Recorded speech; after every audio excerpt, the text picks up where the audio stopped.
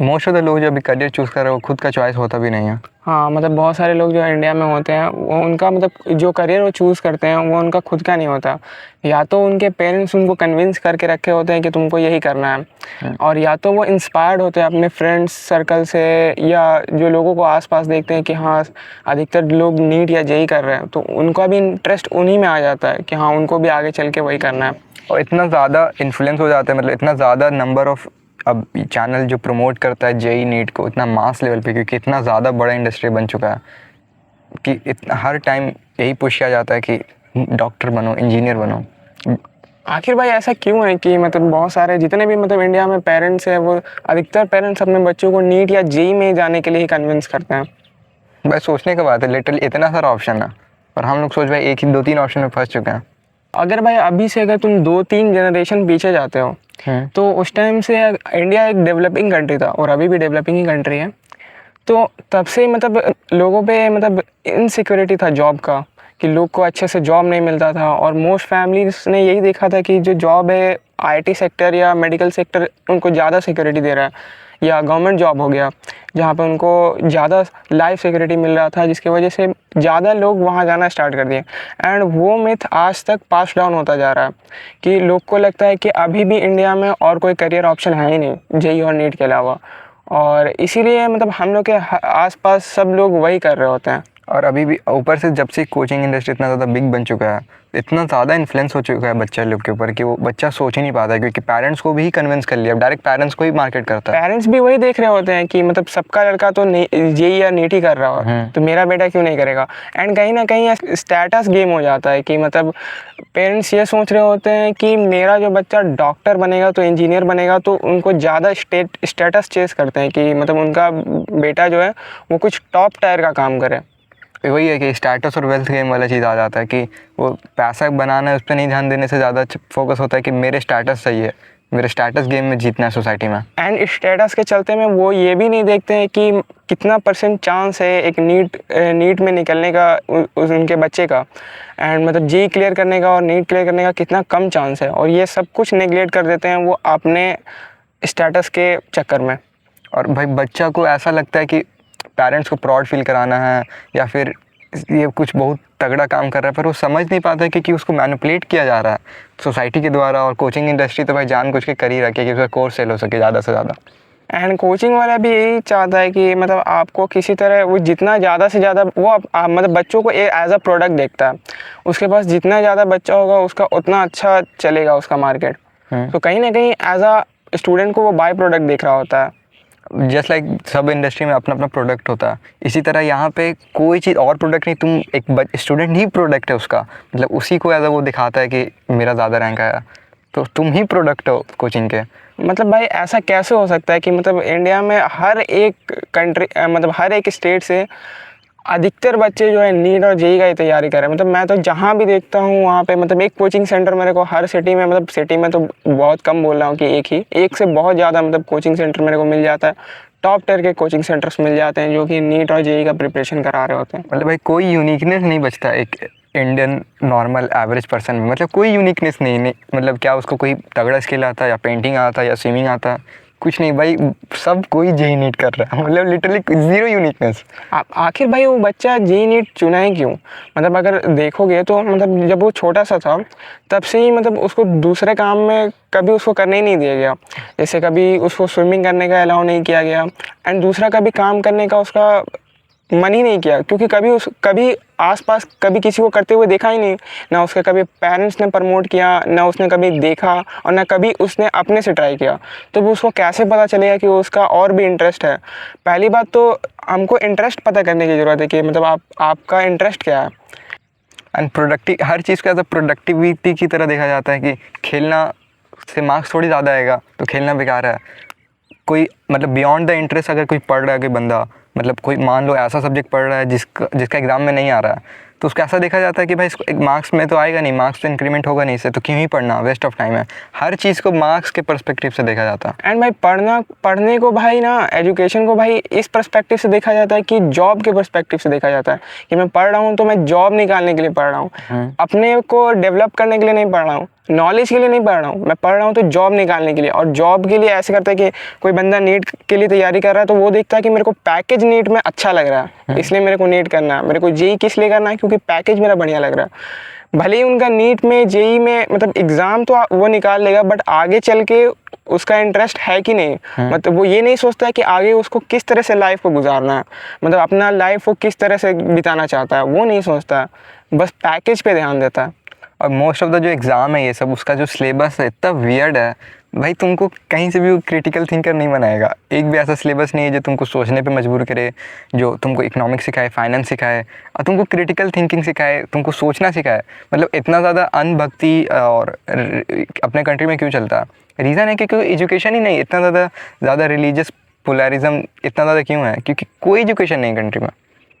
भाई नीट और जेई चुनने से पहले आपको ये भी सोचना चाहिए कि अगर आपका नीट और जेई अगर क्लियर नहीं होता तब आप क्या करोगे। मीन्स अगर वेल्दी फैमिली से हो और आपके पास अगर पैसा है तो आप कुछ आगे कर सकते हो, बट अगर आपके पास अगर आप फाइनेंशियली स्टेबल नहीं हो एंड तब आप सोचते हो कि आपको जेई और नीट करना है, तब आपको एक बार बैकअप प्लान के बारे में सोचना चाहिए कि अगर आपका नहीं होगा तब आप क्या करोगे, बिकॉज ये चूज़ करना बहुत ही इंपॉर्टेंट है। मोस्ट ऑफ दिस एग्ज़ाम का जो सक्सेस रेट है एकदम 0.1% में आता है। मोस्ट ऑफ द लोग फेल हो जाता है। ज़ीरो प्रैक्टिकल स्किल है। मतलब एक जेई का पर्सन आज तक रिज्यूमे भी नहीं बताया जाता उसको कैसे बनाया जाता है। मोस्ट ऑफ द जो सिलेबस जो पढ़ रहा होता है उसका कोई प्रैक्टिकल वर्ल्ड में एप्लीकेशन नहीं है। अनटिल अनलेस वो भाई फिजिसिस्ट बन जाए जा करके, जो फिजिक्स का न्यूमेरिकल सॉल्व करके, जो कि 0.1% लोग बनना चाहता है। मोस्ट ऑफ द लोग जो बनना चाह रहा है सॉफ्टवेयर इंजीनियर बनना चाहता है जेई देने के बाद, एंड सीएस में जाना चाहता है और इसी फील्ड में जाना चाहता है, तो वहाँ पे ज़ीरो कोडिंग पढ़ाया जा रहा है। तो एट द एंड हम लोग करना क्या चाह रहे हैं? कोई ज़ीरो प्रैक्टिकल स्किल है, मोस्ट ऑफ द लोग फेल हो रहा है, तो किस चीज़ का इंतज़ार है और क्यों सब इतना ज़्यादा लोग कर रहा है? तो भाई ये ऐसा कंट्री है जहाँ पे 1 करोड़ लोग रेलवे का एग्ज़ाम दे रहे होते हैं। कहीं ना कहीं ये लैक ऑफ अवेयरनेस है दूसरे जॉब्स के बारे में। मतलब कहीं ना कहीं अगर आप गांव में जाते हो तो बहुत सारे लोग को देखते हो भाई, वो कहीं ना कहीं सरकारी एग्ज़ाम का तैयारी कर रहे होते हैं, क्योंकि उनको ऐसा लगता है कि अगर वो सरकारी एग्ज़ाम देकर उनका निकल जाता है तभी उनका लाइफ सिक्योर होगा, तभी उनका लाइफ बढ़िया हो सकता है। नहीं तो अगर वो कुछ और भी करेंगे तो उनका लाइफ ख़राब हो जाएगा, बर्बाद हो जाएगा। पता नहीं क्यों 100% सर्टेनिटी चाहिए। भाई कोई मतलब लाइफ है भाई, अनसर्टेनिटी इज़ द की। अगर तुमको हर चीज़ का सर्टेनिटी चाहिए कि मतलब पूरे लाइफ का ही सर्टेनिटी चाहिए कि अब कभी जॉब लॉस नहीं होगा, कभी ज़िंदगी में प्रॉब्लम नहीं आएगा, एंड उसमें भी तो अनसर्टेनिटी है भाई कि तुम्हारा निकलेगा कि नहीं निकलेगा, बिकॉज कंपटीशन बहुत ज़्यादा है। और ऐसे कंट्री में जहाँ जो कि one of the most populated country है, मतलब उनको अगर बताओगे ना कि भाई स्किल सीखो, स्किल से इंपॉर्टेंस है, तो बोलेंगे भाई कि अनसर्टेनिटी है, कभी पैसा आएगा कभी पैसा नहीं आएगा। भाई तो तुमको क्या 100% सर्टेनिटी चाहिए? लिखा रहा है कि हर मंथ तुमको इतना पैसा है ज़िंदगी भर के एंड लिए। उनको ये भी चूज़ करना होता है कि वो आज ही से चूज़ कर लेते हैं कि उनको ज़िंदगी भर क्या करना है। हाँ, मतलब उनको आज ही पता होना चाहिए कि उनको ज़िंदगी भर क्या करना है। एक 16 साल का बच्चा है, उसको आज ही कन्विंस कर लो कि उसको पूरे ज़िंदगी भर क्या करना है। उसको ज़िंदगी भर डॉक्टर बने रहना है, इंजीनियर बने रहना है। वो आगे भाई पढ़ेगा, उसका माइंड चेंज होगा, कुछ पता नहीं। वो अभी 16 साल का है, अभी से उसको कन्विंस कर लो कि उसको नीट करना है या जेई करना है। और एक बार अगर वो नीट या जेई में चला गया तो उसका भाई बैकअप करना बहुत मुश्किल हो जाता है। भाई एज इफ़ लाइक ह्यूमन एक स्टैटिक चीज़ है जो एक बार कोई चूज़ कर लिया हमेशा। भाई हम लोग चेंज होते हैं, पर्सनालिटी चेंज होता है, ओपिनियन चेंज होता है, इंटरेस्ट चेंज होता है, पर हम लोग एज अ फिक्स एंटिटी देख रहे थे कि भाई ये है तो है। हम लोग भाई कभी करियर को इंटरेस्ट के जैसा लेते ही नहीं हैं। हम लोग मोस्ट ऑफ मतलब हम लोग इस तरह से लेते हैं कि और लोग क्या कर रहा है, मतलब जो अधिकतर लोग कर रहे होते हैं हम लोग वही कर रहे होते हैं कहीं ना कहीं। क्यों नहीं? क्योंकि भाई सोशल वैलिडेशन नहीं मिलता है कि मान लो अगर कोई तुम ऐसा चीज़ कर रहे हो जो सब कोई लोग नहीं कर रहा, तो तुम्हारे पेरेंट्स तुमको सपोर्ट नहीं करेंगे, क्योंकि पेरेंट्स कंफर्म नहीं है कि वेदर वर्क करेगा नहीं करेगा। हाँ, एंड फिर कहीं ना कहीं तो कहीं कि रिलेटिव को नहीं पता तो रिलेटिव पोक करेगा कि भाई बंदा कर क्या रहा है, एंड देन ये सर्किल स्टार्ट होगा, एंड देन तुमको वही करना पड़ेगा जो सब कोई कर रहा है, और तुम वही बन जाओगे जो सब कोई बन चुका है, एक एवरेज इंडियन पर्सन। और इसी तरह से भाई अधिकतर बच्चों का क्रिएटिविटी ख़त्म हो जाता है। हाँ, तो ये जो मोस्ट ऑफ द ये जो एग्ज़ाम होता है वो इस बेसिस पे बिलीव करता है कि तुम किसी पर्सन को एक पेपर पे डाल सकते हो। जस्ट लाइक अगर तुम पूछोगे कि इलॉन मस्क क्यों यूनिक है, तो तुम उसको एक पेपर पे नहीं बता सकते, कोर्स नहीं बना सकते कि how to become Elon Musk.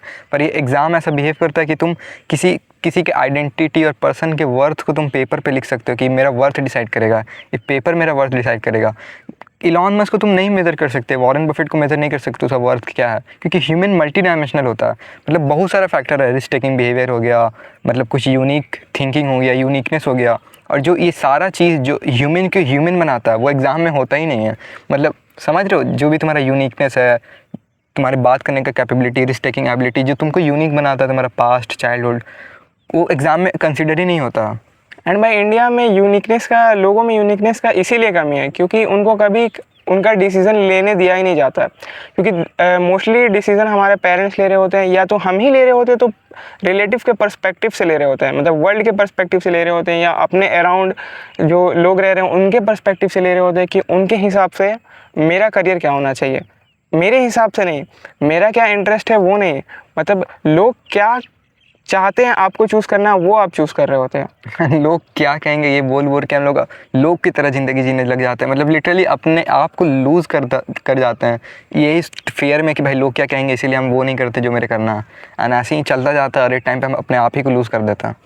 And क्योंकि क्रिएटिविटी को रिवॉर्ड ही नहीं किया जाता, क्योंकि एग्ज़ाम में क्रिएटिविटी नहीं डाला जा सकता, मतलब जितना भी एग्ज़ाम है वो क्रिएटिविटी में वहाँ पे ज़ीरो है।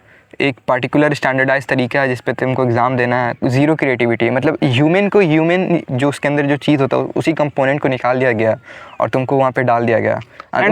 उसी से तुम अपने आप को जज करते रहते हो कि भाई मेरा वर्थ कम है। एंड भाई एजुकेशन को हम लोग एजुकेशन के जैसा देखते भी नहीं है, हम लोग एजुकेशन को एज अ जॉब अपॉर्चुनिटी देखते हैं, या तो एजुकेशन को हम लोग एज अ अपने प्रॉफिट के बारे में सोच रहे होते हैं कि एजुकेशन हम लोग को अगर एक salary, fix amount of salary लेके नहीं दे रहा है तो एजुकेशन बेकार है। तुम्हारी मम्मी पापा कभी ये नहीं पूछते कि भाई तुम 10th का रिजल्ट आया, मान लो तुम्हारे मम्मी पापा ये नहीं पूछते कि भाई तुमको क्या ह्यूमन डाइजेशन सिस्टम आता है अच्छा से समझ में, क्या तुम बता सकते हो कि ये ह्यूमन रेस्पिरेटरी सिस्टम कैसे वर्क करता है? वो पूछते हैं भाई मार्क्स कितना आया, फर्क ही नहीं पड़ता भाई किसी को कि तुमको कंसेप्ट आता है या नहीं, तुमको समझ आता है कि नहीं, क्या मैटर करता है वो मार्क्स आया या नहीं आया।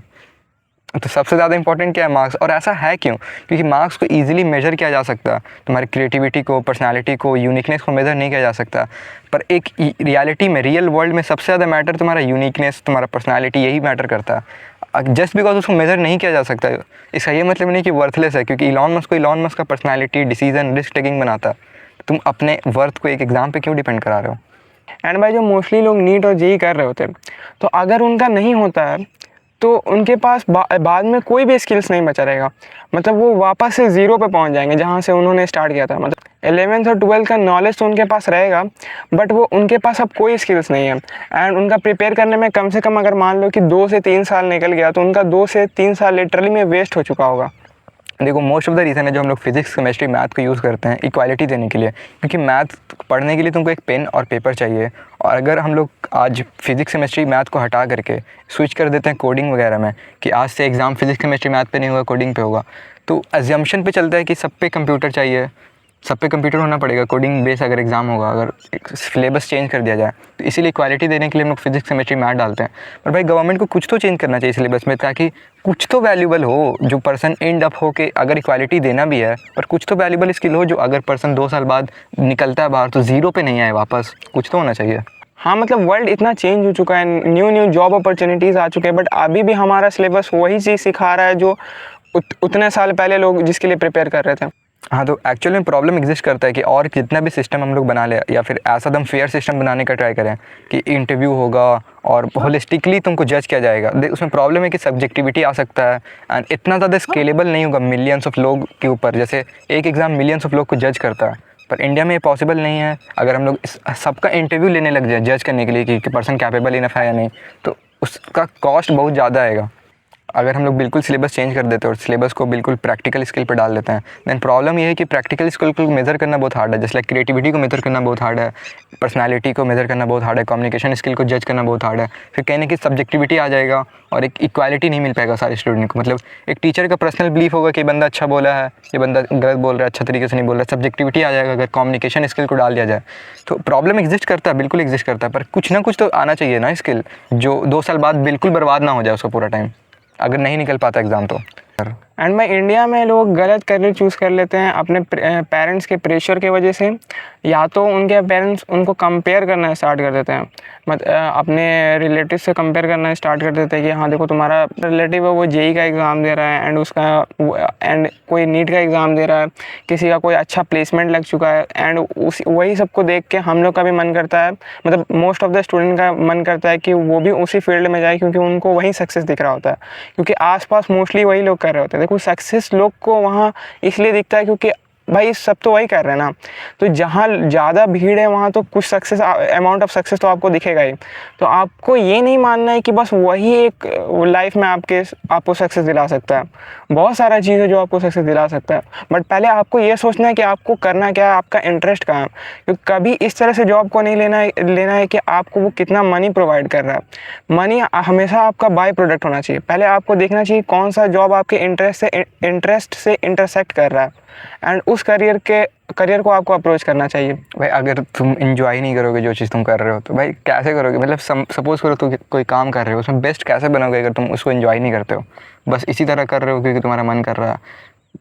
और भाई एक टाइम पे अगर तुम कोई काम कर रहे हो एंड तुम चाहते हो कि, जैसे कि एक एग्जांपल ले लेते हैं कि अगर आपको प्रोग्रामिंग सीखना है, कोडिंग सीखना है और तुमको कोडिंग करना अच्छा लगता है, तो जब हार्ड पार्ट आएगा, जब तुमको पुश करना होगा, तब तुमको बुरा नहीं लगेगा कि हाँ तुमको पुश करना पड़ रहा है और तुम्हारा इंटरेस्ट था वहाँ पे। तो हार्ड पार्ट आएगा तो आपका गिव अप करने का चांस बहुत कम होगा, बहुत ज़्यादा कम होगा, क्योंकि आपका उसमें इंटरेस्ट है। एंड अगर आप ऐसा कोई करियर चूज़ कर लेते हो जिसमें आपका इंटरेस्ट नहीं था, बस आपने वैलिडेशन के लिए वो करियर चूज़ किया था, तो जब आप हार्ड पार्ट आएगा तो आपके गिव अप करने का चांस बहुत ज़्यादा होगा।